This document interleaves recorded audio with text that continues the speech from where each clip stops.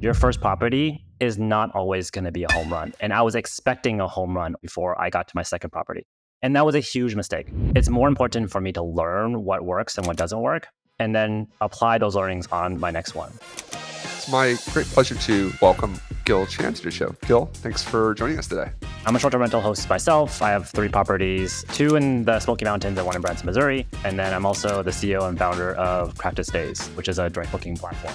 That's great because you had this kind of really cool product management role that probably helped you frame when you became a short-term rental investor too, and now with Craft Stays.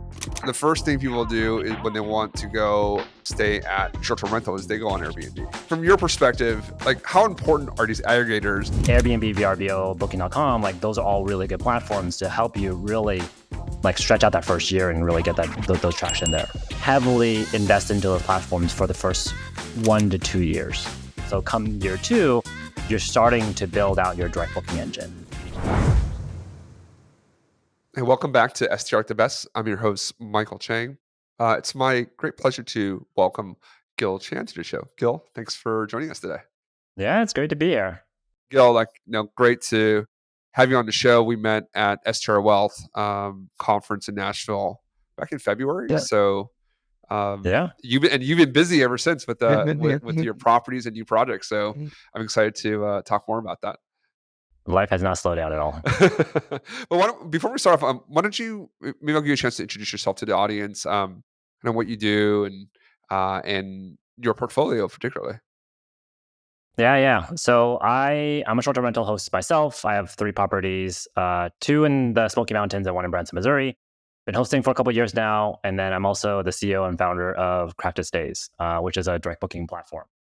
But yeah, I love what I do. It's been a wild journey. I never thought that like a few years back that I would transition my entire career to be all centered around short-term rentals, but short-term rentals pretty much is all consuming my entire life, both on like the side hustle side, my personal W-2.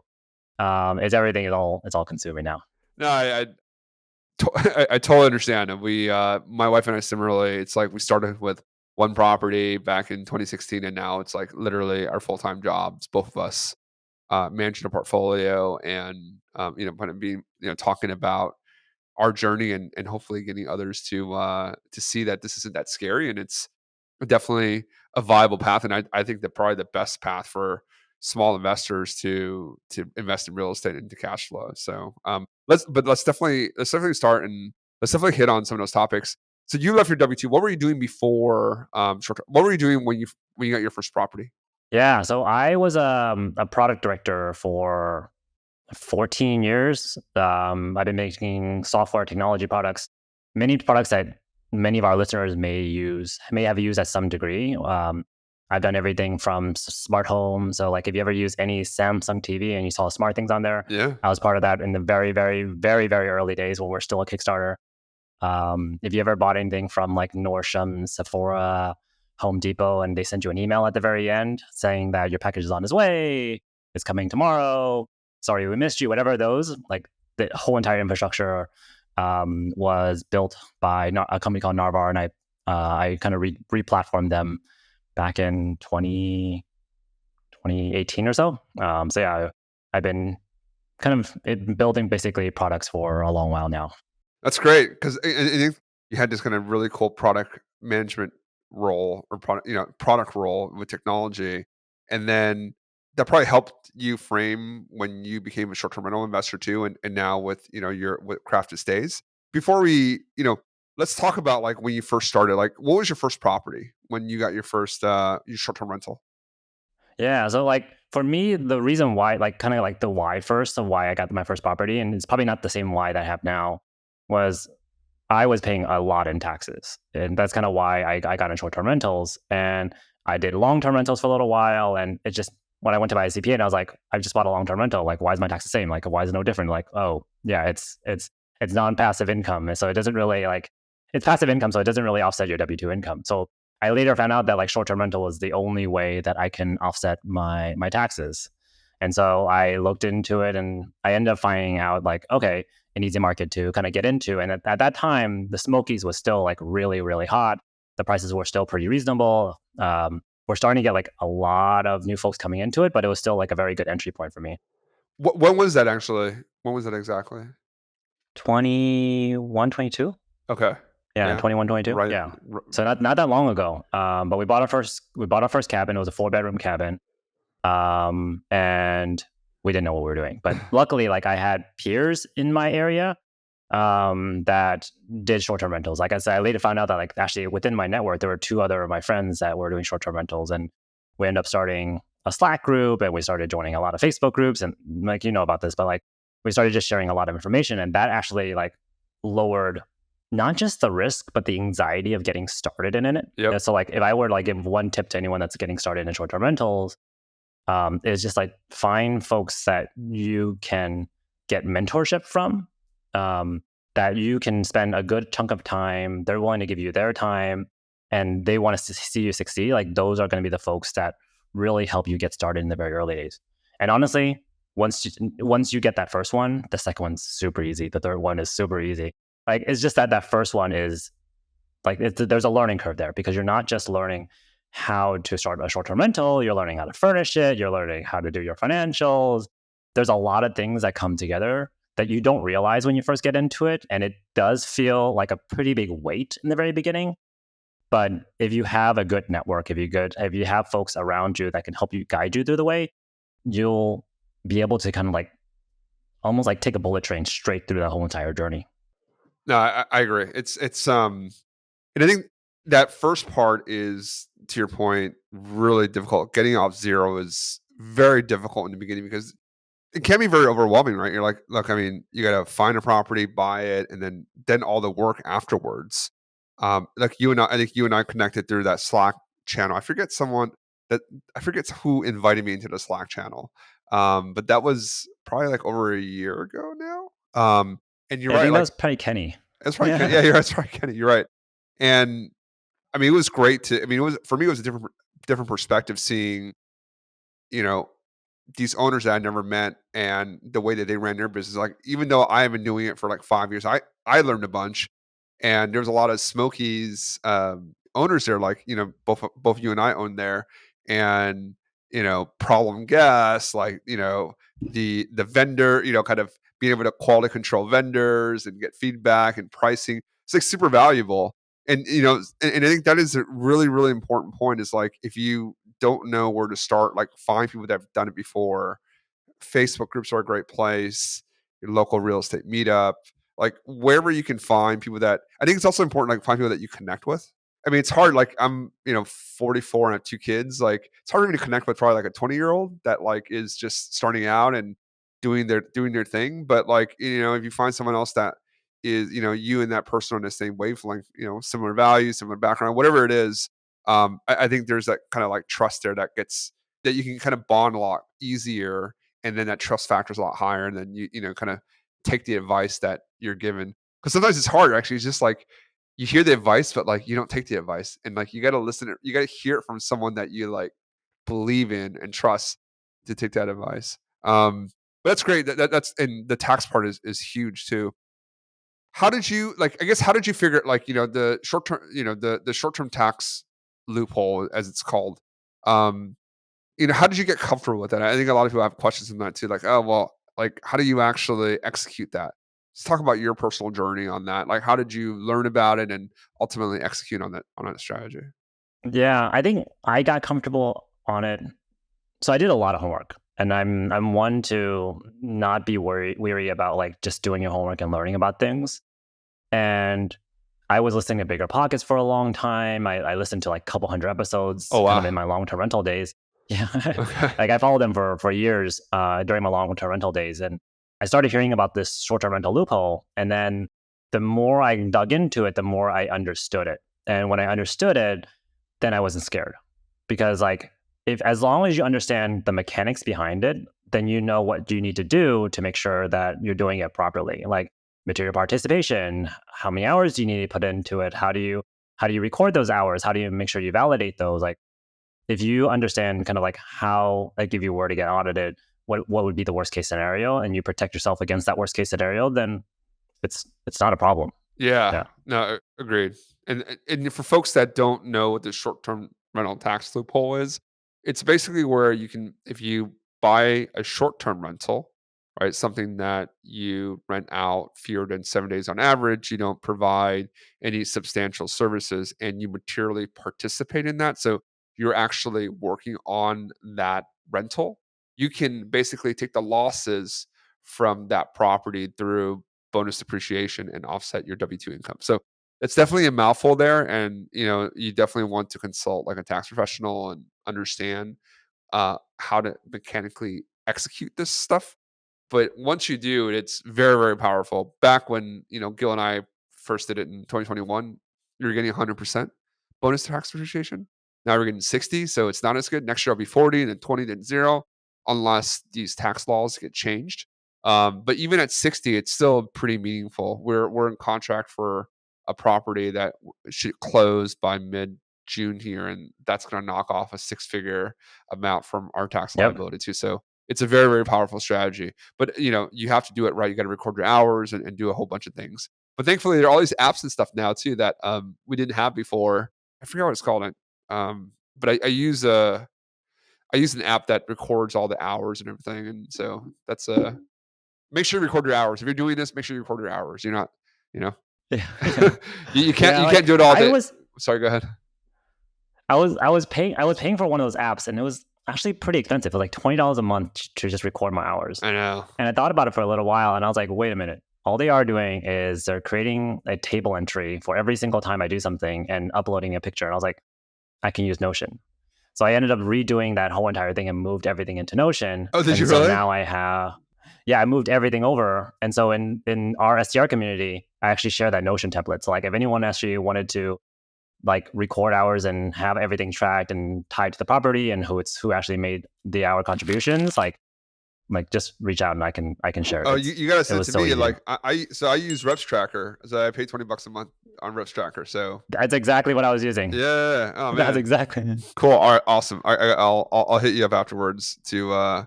get it. I definitely, I think I'm paying like $20 a month for this thing. So yeah, if I can avoid $200 a year on my subscriptions, I happily do it. That's great. Look, I mean, that really speaks volumes to your technical background. Um, how has that helped you in like your short term rental journey? Because you have some marketing stuff too, right? Like you said, for some of the e-com names that you mentioned earlier, like the post checkout flow is something that you worked on, and that email marketing side is really important. Thank you again for sharing your Smokies post checkout Yeah. flow. It took us like a month to implement that on Clavia, but we finally got it done, and so it's actually running now. Oh So yeah. yeah, yeah. Yeah. I appreciate that. So yeah, we finally.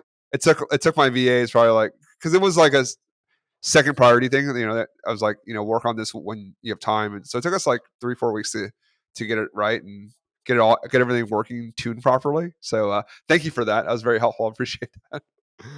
Yeah. But maybe Yeah. talk about how that's helped you, like that mindset's kind of like helped you be successful with those 3 rentals that you have. Yeah, I think for me, like I'm now in my seventh startup now. Oh So wow. six startups that I've helped others build, and so this is the seventh one, and the first time I'm doing it as an entrepreneur, basically the one leading it. I was like an early member on many of them, but being the founder is a very different story. But the whole like startup journey really taught me just like take it one step at a time, and you really don't know what's going to be ahead, but if you can find folks in your network that helps you, it just makes it a whole lot easier. I do leverage technology, like you mentioned. Like I have, like being in technology, being in e-commerce for so long, I know a lot of tools that folks don't typically use for STRs. So you mentioned Klaviyo. Like Klaviyo is one of the most powerful tools in e-commerce. A lot of e-commerce brands will use Klaviyo to send out email campaigns, and it's really, really inexpensive. It does get SMS as well too.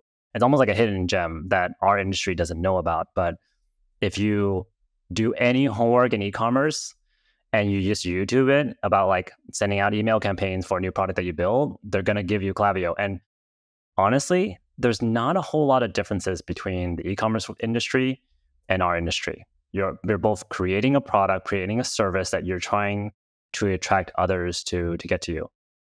In the e-commerce industry, you have giants like Amazon that helps you with distribution. On our side, you have giants like Airbnb and VRBO to do distribution.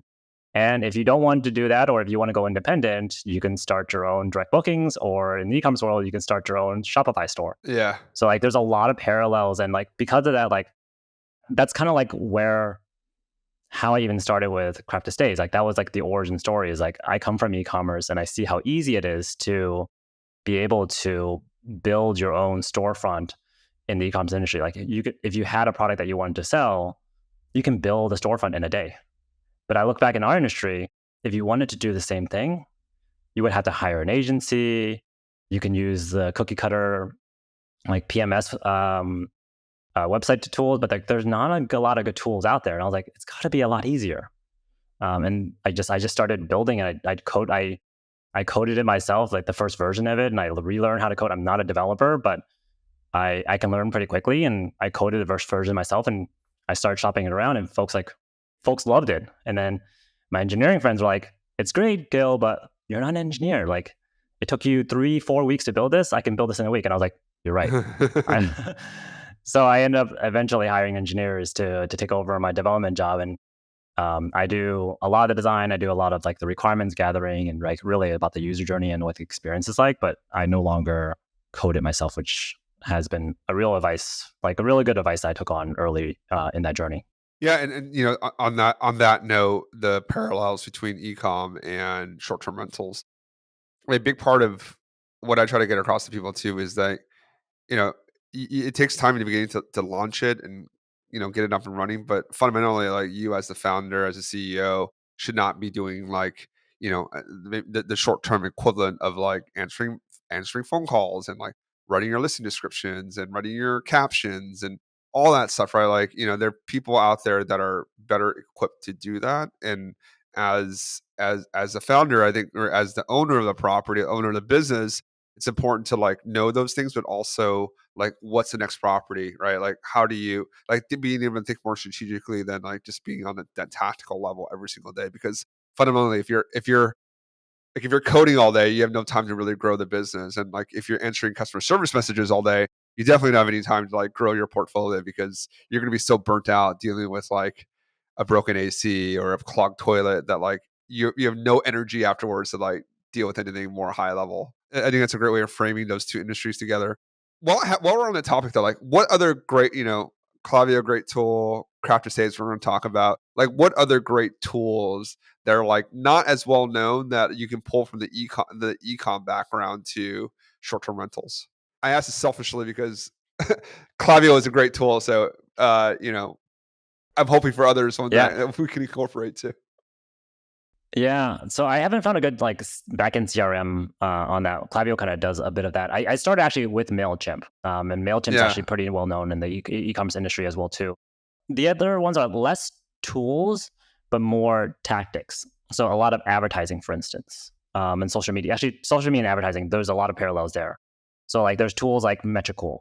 Metricool allows you to schedule all of your posts. So a lot of times with in e-commerce, especially the smaller e-commerce folks, they will batch post. So they'll create a bunch of content very early on in somewhere in the month. They'll shave off like 2 days into their month, and they'll batch create content, and they'll basically schedule it out so that they have one post every day or one post every week, whatever their cadence is, and they don't have to think about it until the next month or the next period. So like tools like Metricool is used pretty heavily. Another one is on the advertising side, like Facebook ads, Google ads are pretty used pretty heavily.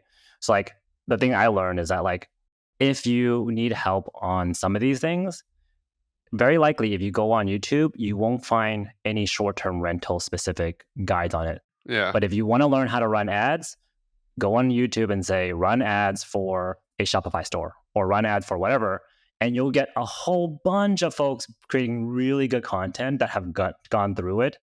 Like that is probably like the one secret sauce from the e-commerce world that like I want users to be able to like learn from another industry and try to apply that back in here. Gotcha. Oh, that's really smart. Yeah, actually, no, there's very little, and that's a good segue. Yeah, there's very little content on how to properly market your property, and you know, and I think that's the problem that you're trying to solve with Craft to Stays, and I do want to hit on that, but Before we hit on that though, I want to just round out your short-term rental portfolio. So you have the one in the Smokies, and then the two in Branson.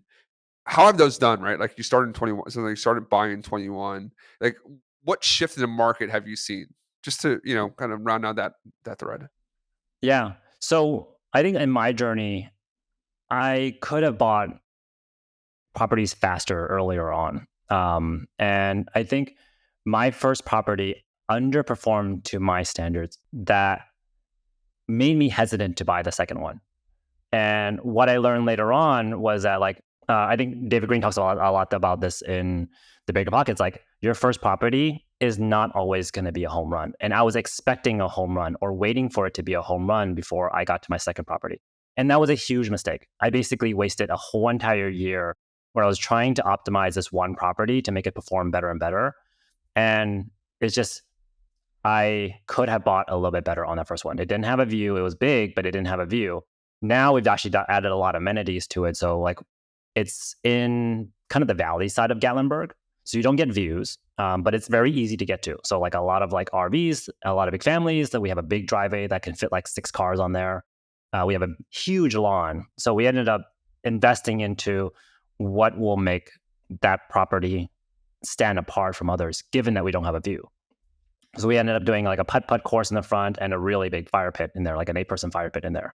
And there's still room on that lawn.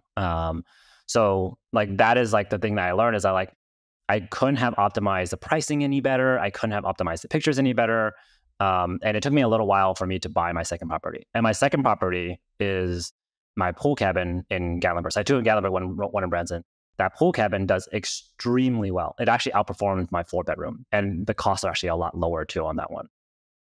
So that was like a big surprise to me. So like, I started to learn a little bit more about the market, about what works, what doesn't work. And for me, it's more important for me to learn what works and what doesn't work, and then apply those learnings on my next one. So if I were to buy another cabin, it'll be probably similar to the second cabin that I purchased there. What's the second? What's the second cabin look like? Does it have a view? So it has a pool? Is it like a nice indoor pool, or is it like a glorified hot tub? Like, I have one. It's a pool cabin. It's candidly like a glorified like hot tub. It's just like it's not really. You Yeah. can't really swim. You Yeah. just kind of like white waddle in there. Uh, Depends on how, like, it's not that big. It takes up maybe a third of the entire footprint of the length of the building. Okay, that's Um, decent. so it's not, and it's almost as wide as the width of the building minus whatever the walls and the buffer there. So it takes up a pretty good portion. It's not one of those where, like, I see a lot of pool cabins where you step into it and like you take 2 steps and you're already in the pool, and you can pretty much touch all 4 walls. Like, it's actually like a pool. It was like a converted bedroom into a pool room. Yeah. But this is like, it takes up the entire basement of the cabin. So Okay. we have a loft which has a bedroom, and then we have the main level that has a living room, dining room, kitchen, and then we have a rec room that has an extra bunk bed in there as well too. And then the whole bottom basement is all pool. So there's nothing else in the bottom basement except for pool. And we've done everything. We've done like really like nice seating in there. We put in a theater in there. And we put in the theater because we have 2 young kids. And when we stayed in there, we're like, gosh, we're all like, the kids can be in there for hours. And like, we didn't want to be bored being in there. So we're like, okay, it would be nice to have a movie here. So we decided to put it in a theater so that we can enjoy the space and not have to feel like we have to go upstairs to do something else or entertain ourselves. We want to be near our kids. Oh, like you put a So that TV. worked out. So you just put a TV in there and seating. Oh, nice. That's awesome. There's a 100-inch Oh projector shoot. in there. Oh Yeah. wow. So it's, Oh yeah, nice. it's a pretty sizable projector. Um, but yeah, it's performed really, really well, and everybody loves that cabin. Yeah. Got it. Got it. Got it. That's awesome. That's awesome. That's great. Do you have a mural? Do you have a mural in there? Do you do a mural? No, I probably wouldn't actually, because like the projector comes down on the wall that I would normally put a mural anyways, Uh, and it's for families. Like, I know my avatar, and my avatar is families, and my kids are not going to stand in front of a mural and take a picture, and I probably won't post it, and it'd be go viral. So like, I'd rather put in amenities that actually stick with my avatar. So I never considered putting a mural in there, and probably wouldn't. Can you talk about that actually? How important? Because that's a really great point, actually. And I think that kind of gets lost in when people are thinking about even before they're buying a property, like as they're coming into this journey, like how when they buy that first property, and then how important it is to like know your avatar. And I feel like you're like really good at this. So I would say like in the buying phase, your avatar is not that important. I think the more important parts are like, does the numbers figure out? Does the numbers actually like math up? It's when you go into like the designing and the marketing phase where the avatar really is really important. Like you want to make sure that you're choosing furniture that fits in with one, the aesthetics of what people want, but also the functionality. Like, do they want big comfy couches to sit on, or do they need a sleeper sofa because there might be extended stays from other family members? Like, so I think the avatar is definitely important during the design phase and definitely important when you're building out your website, doing your marketing, doing your listing photos, any of that stuff is like, that's really important. But when mm, you're buying, it's really about like, are you getting a cash on cash return? Is there the ROI there? Does it pencil out? That's like the most important part. the art, the number is definitely super important in the initial phase. Because what I was mentioning, or at least the way I think about it when we're buying the property, like this property that we're buying in upstate New York, when we're thinking Avatar, it's like actually for me it was more of families, or am I looking for like two families where they're gonna come together and enjoy the mountains and the kind of the natural amenities around where they are, versus an area where it's much more known for like gatherings, like not partings, kind of like a lot of single people up from New York City to come up and hang out. And I was like, I don't really want to. The numbers kind of shook out, but I really didn't want to deal with those kind of that client avatar, just given what I know, kind of the second order impacts of that. But that's what I meant. But you're absolutely right, though. The design phase, which we're in now, is super important on like what exactly that you want to, how you want to show the property. The amenities are going to be really important. And then, kind of on to our next point, the marketing part, right? Like, how do you write the copy? How do you, when you're building your direct website? So, like I mean, in short term rental land, I think you mentioned this earlier in the beginning. Airbnb, Verbo, slash Expedia, Google Travels, like, there's some real big aggregators there that really control distribution. And what we mean by that is the first thing people do is when they want to go, stay at a short-term rental is they go on Airbnb, right? Like just like when you want to buy something, you're probably gonna go on Amazon or Walmart.com, right? If you're in the US, like you're probably gonna go on Airbnb or Verbo if so those are always kind of the first choices, right? And so they really get all those first eyeballs. You have to be on those platforms. So let's hit on that first. Like from your perspective, like how important are these aggregators, and like what's the bet? What are some like tips that you can give on showing up on page one and performing really well on Airbnb, for example? Yeah. So I think like the first and foremost, like a lot of the industry would not be where it is today without these aggregators or marketplaces, however you want it, or these platforms basically. If you wanted to get into short-term rentals and Airbnb didn't exist, it would take you a long while to drum up enough eyeballs onto your website to be able to sustain your mortgage and whatnot. So like I think it's super smart, and like every host should be on those platforms and heavily invest into those platforms for the first 1 to 2 years.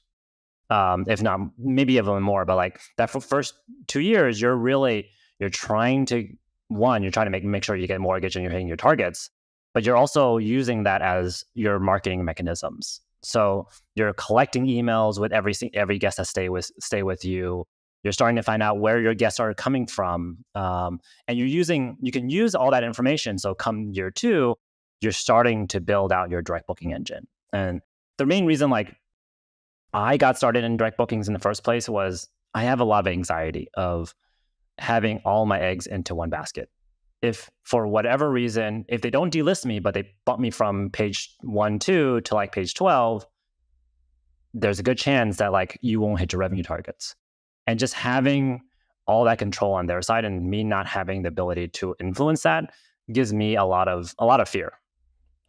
Whereas like in direct bookings, if you need to fill slots, you can send out email campaigns, you can run advertising. Like if there's a particular week that you're trying to fill, you can advertise specifically for that week without having to drop your prices. So you have a lot more control on the direct booking side. But if you're launching your first Airbnb or your first short-term rental, Airbnb, VRBO, Booking.com, like those are all really good platforms to help you really um, like stretch out that first year and really get those traction there. But as you progress into your journey, especially as your portfolio grows, you definitely want to start to diversify your mix. And even if you don't diversify to direct, definitely diversify between the different OTAs as well too. Yeah, and that's a great point. I think the first year really, at least for me, I think kind of think more broadly that for your first year, you got to get your master's degree on all the OTAs, right? Like Airbnb, you start, but that's like a month. Like get that up and running, get your 3 reviews so you can get your score.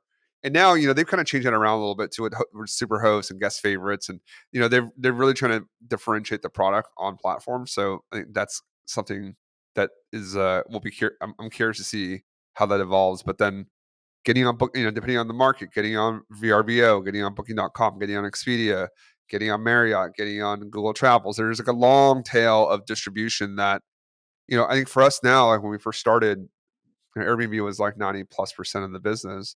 Now we're like 60-ish.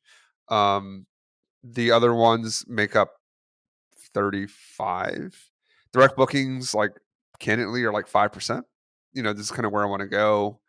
I would like to get that.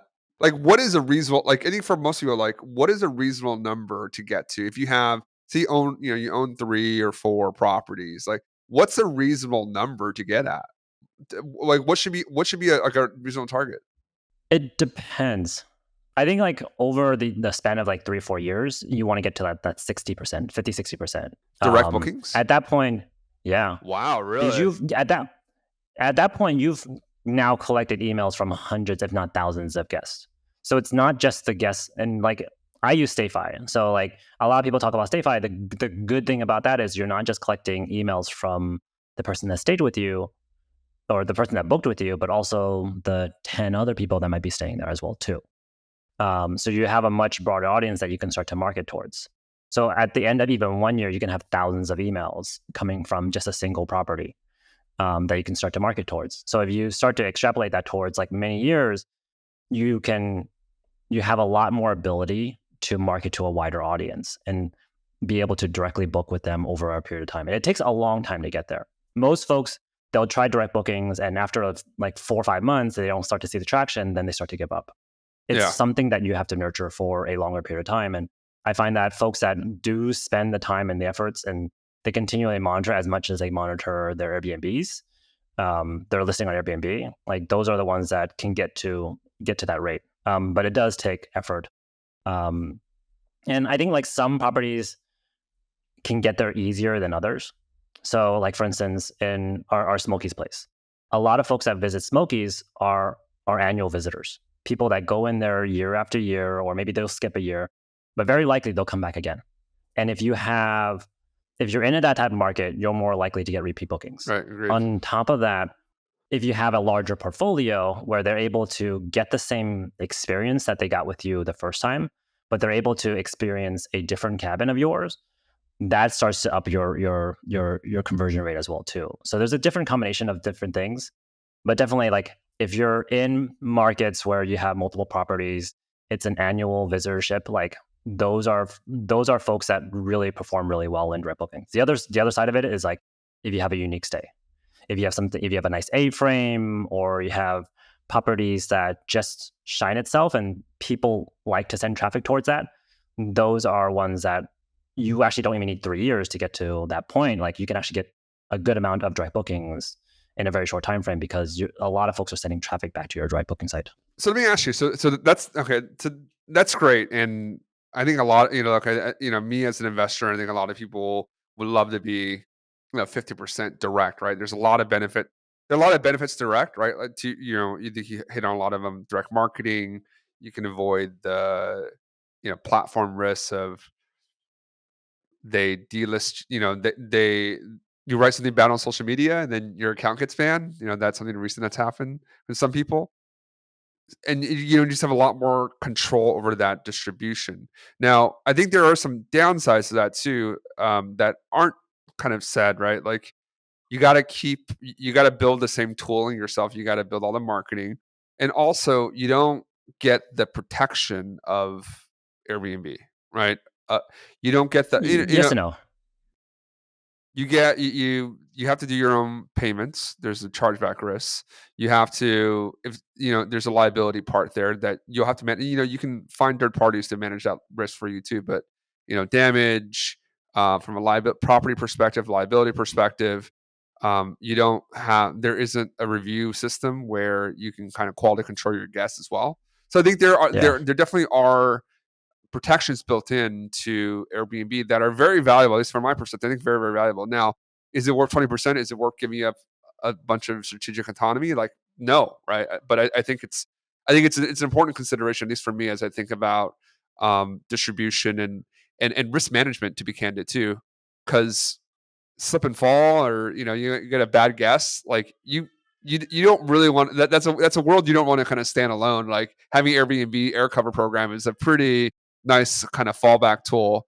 And again, and also, like, you're not the merchant of record too. There, they are, and yeah. So I think there's a number of facets there, but I definitely agree. Like, for me, that's like one of the biggest things that we're focused on is like doing better on the direct booking site. So for us, we use Hostaway, and we use the PMS um, direct booking site, which is really just a landing. It's not really a direct booking site. It's really a glorified landing page. So maybe on that, like, let's talk about that. Like, what craft estates or just with a different solution. I think other people like Boostly is a big in the space too. They have their own direct marketing site. But let's just talk about kind of the PMS direct booking site versus a more bespoke solution, a more unique solution, a more crafted solution. Maybe let's start there first, and then we can talk about you versus crafted states versus like the competition, your competition. Yeah, I would say like we partner pretty well with the different PMSs. So Crafted Stays is partnered with OwnerRez. We are partnered with Hospitable, Hostaway, and we're looking at a few more as well too, probably in the next 6 weeks. But they know that their direct booking site meets a certain category of folks. And for folks that want something a bit more mature, they are more than happy to kind of redirect them towards us. So like honestly, like if you're just getting started and you need a direct booking site, like just like you, like the PMS site is actually good enough. If you're looking for just somewhere for someone who's like, hey, can I book with you directly? Again, like just send them the link, and that works really well. But if you're starting to send email marketing campaigns, if you're starting to do social, you're starting to do a lot more marketing towards it, then you want that brand consistency. You want it to look a little bit more polished. You may want to have different amenities and different like showcase different things on your website. For instance, like we have a lot of hosts that are co-hosts as well too. So they actually have dedicated pages built onto our craft estays. And this is like one of the big requests that we had is like, hey Gil, like we love your templates. It looks really good. But like I want to be able to advertise my co-hosting services, or I want to be able to showcase things to do in my area so I show better in search results. So like those types of things you just don't get from the property managing like websites, and that's not their focus. Yeah, The for sure. PMS is really there to help you scale your operations, is there to help you automate a whole bunch of things. And a lot of them invest into the direct booking sites because they want a low barrier to entry thing for folks to be able to like be able to rebook. But they're not spending even probably like 10, 20, 30% of their resources towards that feature set. They rather spend it on AI automation for messaging. is a big Yeah, for one that sure, I've for seen sure. quite a bit. And there's some differences. Like some like Hospitable actually spends a decent amount of effort on their direct bookings as well too. So it kind of varies between the different PMSs, but mostly the PMSs they focus more on automations, and the direct booking side of it, they do a fairly good job for something that's just out the box. But if you want something a little bit more, you're doing a lot more traffic driving, then you want something a bit more polished. Agree. Agree. I 100% agree. It's great for us. It's great because the people that have come to us that want, yeah, exactly, that message judge send us an email afterwards. Say, hey, love it. Like, how do I book next time without paying the OTA fees, without paying 20% to Airbnb? And we're like, here's the website. Because there it's like you already kind of built it. You're not really marketing anymore. It's actually just a booking. It's actually just really like a scheduling site because they're like, It's I'm, like checkout. yeah, It's it's a more checkout checkout. than Yeah, like, I know yeah. you, I've been there, like, I know this isn't scammy, like, I just don't wanna I just wanna book direct and I can save some money, right? And for us, it's great to do that. We don't have to have someone to go and check all the calendars and do all that fun stuff. But then, like, there's that next step, right? To your point, like, when you are marketing to people that aren't that ready to buy it. They need some more convincing. They need some more marketing, right? So maybe talk about, so like, how does a website help convert people that aren't just looking to make that purchase, but need a little more convincing? Like, do you know what I mean? Like, how does that help? Like, how Yeah. does that help me to do that, accomplish that goal? Yeah, so I think of it as like the user journey or the story that folks go through. Like they're landing on your site. If for instance you ran an ad and you're driving them towards it, and you're driving them to like a PMS site that is doesn't have a whole lot of content, doesn't tell you about your story, why you got started, and gives you that connection there. It's really hard for that person to convert. But what we try to do is on our templates, we try to guide the user through who they are, how they resonate with us. So for instance, like on my direct booking site, like I make it very clear that we're specifically for families. All three of our cabins are family friendly stays. And on multiple parts of our website, we try to make that very, very clear. And we have dedicated sections of our website that kind of clearly lays that out so that it helps connect with our avatars much better. Down the road that we want to actually do a lot more. We want to be able to do more advertising, email collection on the websites itself. It's like, I think for us at Craft Stays, it's the website is just like one part of what the long-term journey for us is. It's really how do we bring the tools to short-term rental hosts to be really successful in direct bookings.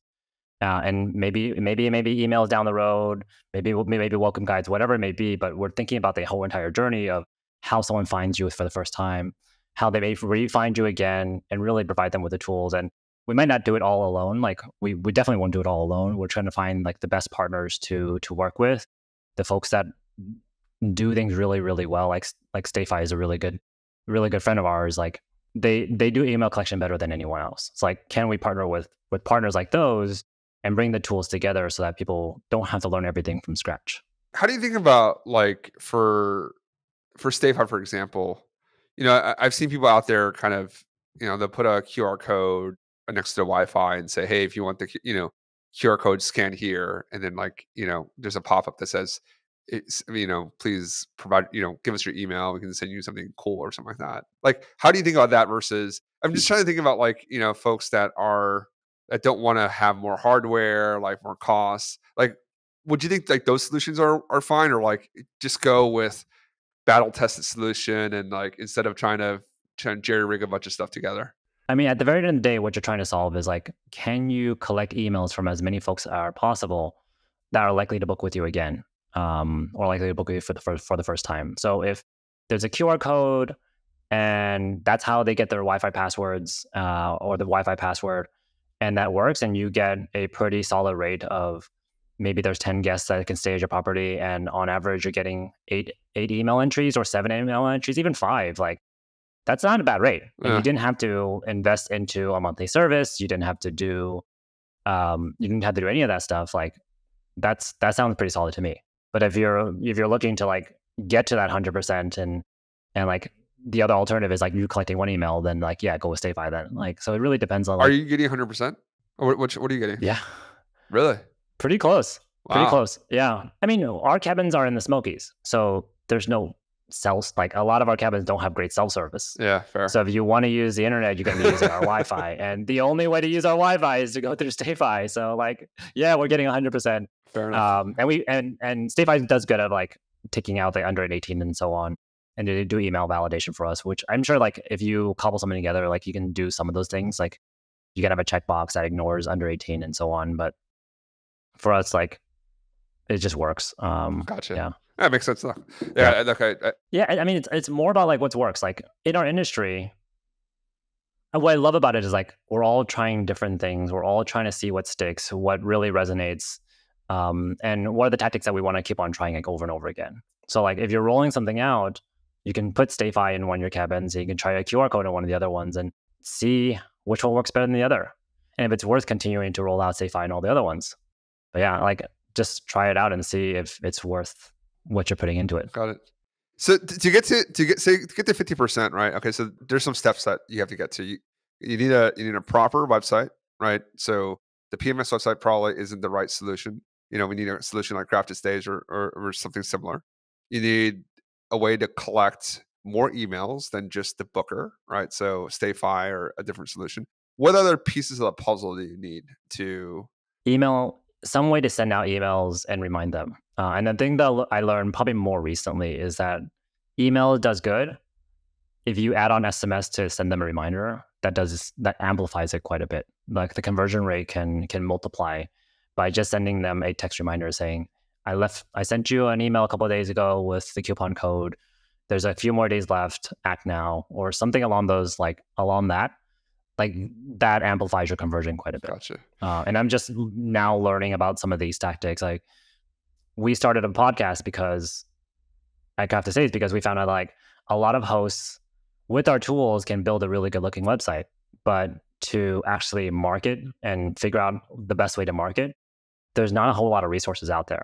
So we try every week to bring on a new guest that has their own niche, that has their own way of doing things, and trying to just educate folks on how to be better effective marketers. And that's one of the things I learned on the show. That's a great, and I need to start. I'll definitely look that up too, because we definitely that's a hole in our strategic planning that we need to button up, is getting that direct booking percentage up. On the marketing side, though, right? Like maybe as you've had some of your guests on the show, and just from your experience, like I think that's a hard part for a lot of people. At least, and I'll speak for myself personally. You're getting, the organic emails are free, free-ish, right? Like you need to pay Yeah. for an email marketing solution, StayFi, whatever it is, and then you pay for someone, or you can write your own emails. But those are the people that have only stayed at your property, right? You're not touching anyone else that's never been there. Ads are expensive. They're really expensive. Like, how do you like? What are ways that you found that get good ROI to get more people onto your site? Yeah. So it depends. Again, like what I like about it, what I like about like our industry is that everybody's properties, everybody's portfolio looks a little bit different. And we found that like we had one guest come on that has a property in a non-typical vacation market, and they get a significant amount of direct bookings. I think they're in like the 40%. Wow. And they get a lot from folks that travel there for fishing. So they work with the local fishing companies to send leads back and forth. And those folks, once you go fishing 1 year, they start to come back over and over and over again. So what they'll do is they'll go on the Facebook groups, in particular for that area. And anytime someone's asking like, where can I stay, or what do you recommend for this area, they're able to inject themselves into that conversation. And because of that, they're able to like get a significant portion of their direct bookings in a very short time frame. So it really depends on what your makeup is. For something like for our cabins in the Smokies, it's a lot harder because whenever someone asks, is there a great place to stay in Smokies? Like there's a dozen different messages that come in. It's hard to bleed through that noise. So we have to use other campaigns to try to win those guests over. Yeah. Yeah. No, that's it. There is And a lot and of some people competition. may not get to 65. Yeah. There is like in some places you may not get to that 60%. But if you think back, like before Airbnb came around, there were only direct booking sites made by the big property management companies, and 100% of the bookings were direct. Yeah. Fair. Yeah. Yeah. So we just live in a different day now. Yeah. I mean, lived in the day before for Airbnb, right? Yeah. It's no, but like, I mean, like if I can get to 20, if I get 20 by in 12 months from now, I'll be happy. So, like I I appreciate. think that's achievable. Yeah, no, I'd love to talk to you more about that. I'd love to implement Klaviyo's has helped already. Just getting a place where there can be an email, there can be a communication sequence post checkout. Like that already is really, really helpful. Now, how do I, how do you continue to build on that? And I think for anyone that's listening right now, that you have your own, either you have your own properties, or maybe you're not doing as well on Airbnb as you were, the year before, or if you're new to the industry and you're worried about that Airbnb concentration risk, right? I hope that we all fear that risk, but it's just the industry the way it is, and it's nothing to be afraid of. It's actually helpful because you're going to get a lot of eyeballs for free, quote unquote, without having to do a whole ton of work. And it really is that next 12 months, 24 months, as you become an expert on the OTAs, and then think about like what's the next step, and then craft estates is a great it's a solution that I'm definitely going to explore. For folks that are interested, have a PMS website or have their own properties, what's the best way to learn more about Craft to Stays? You could definitely visit our website, crafterstays.co. We also have a guide on our website. So if you visit the website, you can download. I'll leave you the link of the guidebook. But in the guidebook, we kind of walk folks that are just getting started in direct bookings. It's like you would be a great one to kind of read through that guide. But it talks about like what's the first few stages of like building out your brand, building out your website, and how do you market towards that. And then towards the end of that guide, we have like 42 tips on 42. how to drive more traffic.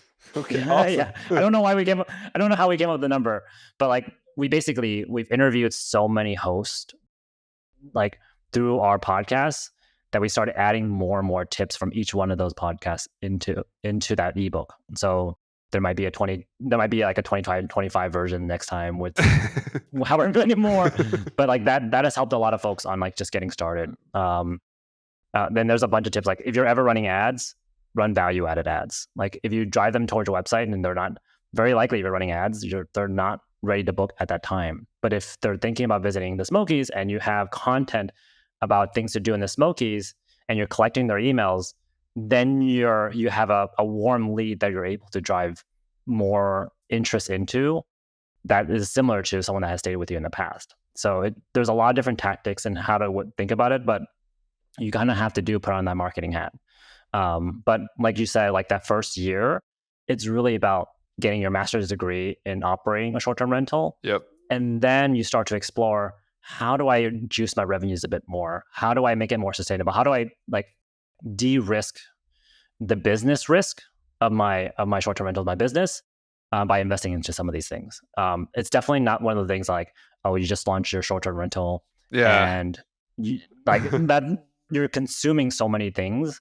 Like, and even the marketing side, like just start small. Start with something that you think is that you can do on a consistent basis, and try to refine that. Try to learn that over time. So if it could be collecting emails, it could be sending out emails, it could be social, whatever it is. But don't try to like peanut butter and try to do it all. Try to get really good at one thing and learn what works, because it's that feedback loop that helps you get to that higher percentage. Love it. I'll put in the show notes a link to the Craft Estates website. After I get off the podcast with Gil, I'm going to go and download it and read it myself. So I'm sure it's a great resource, and with your podcast as well, to listen to other guests and other hosts. I think that's really important to. If you're thinking about the industry, just listen to people that are already doing it. I think one, it demystifies it. It makes the barrier to entry lower. Like, these are all real people. We're all trying to figure it out. The industry is still young enough where like unique solutions can work and probably do work. And don't be afraid to get started. Like, it's not too late. There's plenty of room for creativity and entrepreneurship. Gil, congratulations on launching Crafted Stays, on your three short-term rentals, and helping us de-risk this business model. It is a big risk, actually, the platform risk. So de-risking that, I think it's a very, very worthwhile endeavor, and appreciate you coming on the show today. Thank you. Yeah, thanks for having me on the show.